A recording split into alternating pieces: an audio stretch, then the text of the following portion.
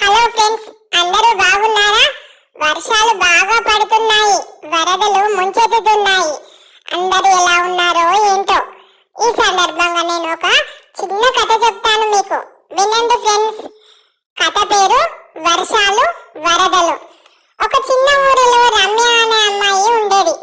వర్షాకాలం రాగానే ఆ ఊరి పొలాలు పచ్చగా మారి అందంగా మెరిసేవి. పిల్లలందరూ వర్షంలో తడుస్తూ ఆటలాడుకునేవారు. కానీ ఒకరోజు వర్షం ఆగకుండా కురిసింది.